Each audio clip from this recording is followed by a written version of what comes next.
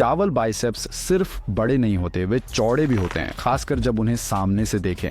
लेकिन क्या ये सिर्फ जेनेटिक्स है? क्या आपके बाइसेप्स को चौड़ा करना संभव है?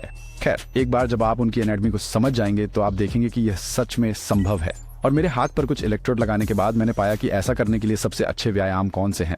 लेकिन यहाँ जो अधिकांश लोग नहीं समझते, बाइसेप केवल एक मांसपेशी नहीं है। वास्तव में हाल के अध्ययनों ने दिखाया है कि इसमें 6 अलग अलग भाग हो सकते हैं। तो अगर आप सबसे अच्छे परिणाम चाहते हैं तो मैं आपको 6 दिन के बाइसेप्स स्प्लिट का पालन करने की दृढ़ सलाह देता हूँ। मजाक कर रहा हूँ, ऐसा मत करो। वास्तव में बाइसेप्स के सिर्फ 2 ही सिर होते हैं जो अच्छी तरह से मिलते हैं। इसे वह पूरा और चौड़ा लुक देता है। और लाल व्यायामों के साथ आप वास्तव में चुन सकते हैं कि किस पर ध्यान देना है। गर्म सिर वो मांसपेशी है जो बाहर की ओर होती है। मोटाई को स्लाइड करें और छोटा सिरा अंदर की ओर चलता है, आपको उस भीतरी चोटी का और अधिक देता है।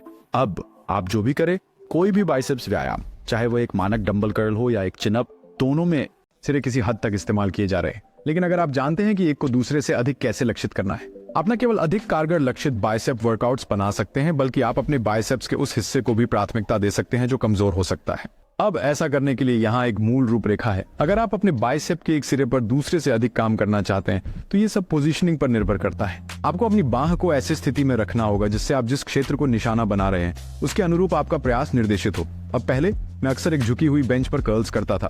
मैं पहले सोचता था कि बाइसेप के लंबे सिरे को बाहरी मोटाई के लिए लक्षित करना शरीर के पीछे कर्ल्स के साथ सबसे अच्छा प्राप्त किया जा सकता है, जैसे इस गति के साथ मिलता है। लेकिन बाइसेप्स की गहराई से जानकारी हासिल करने और N1 ट्रेनिंग के साथ कोच कासिम जैसे उद्योग के कुछ शीर्ष विशेषज्ञों के साथ काम करने के बाद मैंने कुछ अन्य वेरिएशंस के बारे में सीखा जो काफी अधिक आशाजनक लगते हैं। और यहाँ दिलचस्प बातें शुरू होती हैं। दोनों बाइसेप पैड्स को वास्तव में कौन सी व्यायाम निशाना बनाती है, ये जानने के लिए मैंने वही किया जो कोई सामान्य जिम भाई करेगा।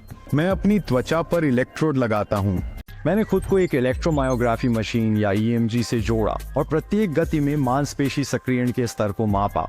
अब जब हम यहाँ हैं तो इसका उल्लेख करना लायक है कि EMG सिर्फ एक तरीका है हर व्यायाम का आकलन करने का। मांसपेशी सक्रियण ही मांसपेशी वृद्धि के लिए सब कुछ नहीं है, लेकिन यह मांसपेशी के किस विशेष हिस्से सबसे ज्यादा मेहनत कर रहे हैं ये जानने का एक बहुत अच्छा संकेतक है।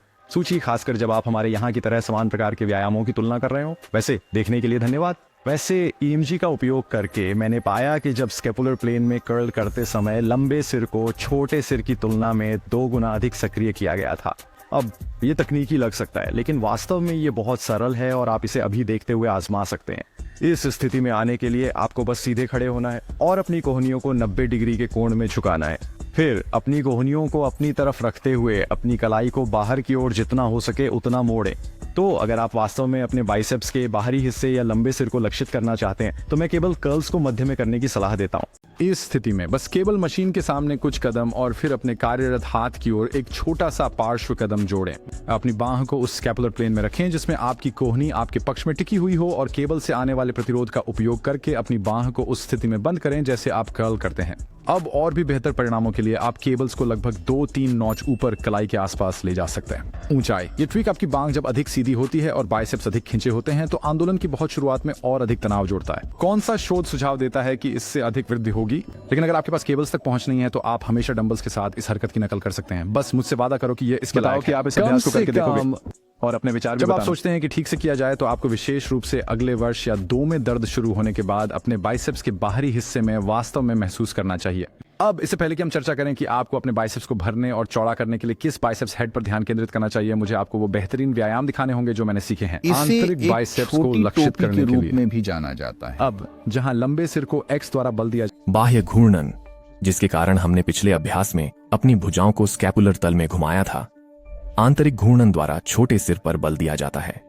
और इसीलिए लंबे सिर वाले डंबल कर्ल से मुझे जो मांसपेशी सक्रियता मिली उसकी तुलना में आंतरिक घुमाव के साथ डंबल कर्ल करने से अब सक्रियता मेरे छोटे सिर की ओर स्थानांतरित हो गई और इस हाथ की स्थिति को लागू करने वाले सबसे अच्छे व्यायामों में से एक है कंसंट्रेशन कर्ल। आप बस बैठ जाएं, अपने अंगूठे का नाखून उठाएं और फिर अपनी कोहनी को अपनी जांघ के भीतरी भाग पर टिकाते हुए कर्ल करें और वास्तव में छोटे सिर के बाहरी पथ को निर्धारित करने के लिए बस इसके बारे में सोचें कि आप अपने शरीर के पार अपने विपरीत पेक्टोरल मांसपेशियों की ओर कर्ल कर रहे थे। अब इस व्यायाम का एकमात्र संभावित नकारात्मक पहलू यह है कि यह कर्ल की शीर्ष स्थिति के पास सबसे अधिक चुनौतीपूर्ण होता है जब बाइसेप्स लगभग पूरी तरह से सिकुड़ जाते हैं। लेकिन याद रखें, हम आदर्श रूप से बोतल के पास जितना कठिन व्यायाम चाहते हैं, सौभाग्य से आप इसे आसानी से एक इंक्लाइन बेंच या प्रीचर कर्ल का उपयोग करके पूरा कर सकते हैं।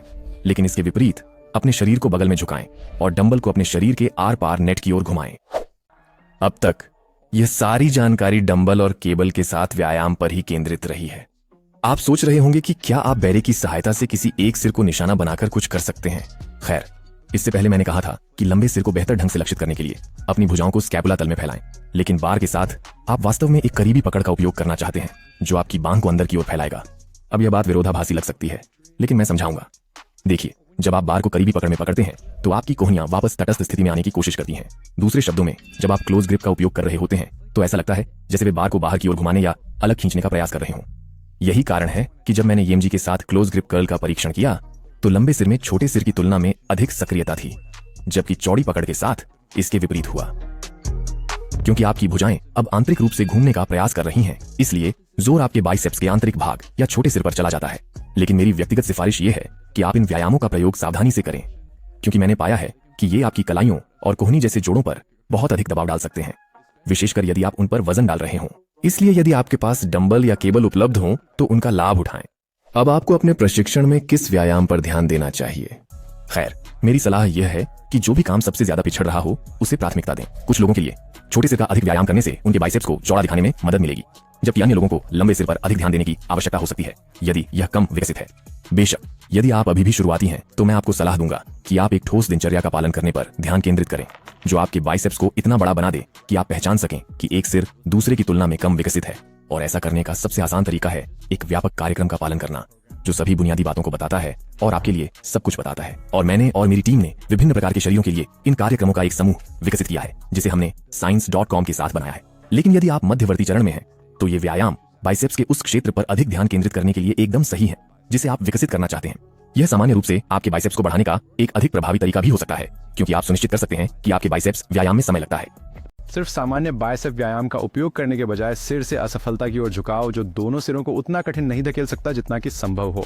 अब पिछड़ रहे सिर का पता लगाने का सबसे आसान तरीका सचमुच ऐसे आईने में फ्लेक्स करके देखना है कि कौन सी तरफ कम विकसित दिख रही है। या फिर आप अलग अलग व्यायामों का परीक्षण कर सकते हैं और देख सकते हैं कि कौन सा आपको ज्यादा चुनौतीपूर्ण लगता है और बेहतर परिणाम देता है। मुझे यहाँ इस क्षेत्र में ठीक लगता है। आप लोगों ने अपनी पक्षपात के साथ क्या देखा मुझे बताएं, पर मेरे मामले में मैंने देखा कि मेरा लंबा सिर थोड़ा कम विकसित था बनिस्बत मेरे छोटे सिर के। तो अब मैं इस पर और अधिक समय बिताऊंगा ताकि कुछ बाहरी चौड़ाई ला सकूं। व्यावहारिक रूप से इसका मतलब ये है कि अगर मैं हर हफ्ते 3 बाइसेप्स व्यायाम कर रहा हूं तो मैं 2 को लंबी सिर पर और 1 को छोटे सिर पर केंद्रित करूंगा। ये सिखावट देते हुए से ज्यादातर लोग सोचते हैं कि उन्हें बड़े हाथ चाहिए, कंधों को चौड़ा करने की बस इसी बात। कारण से डिजाइन किए गए पूर्ण कंधे के व्यायाम के लिए आप इस वीडियो को अगला देख सकते हैं। मुझे देखने के लिए बहुत धन्यवाद और मैं आपसे अगली बार मिलूंगा।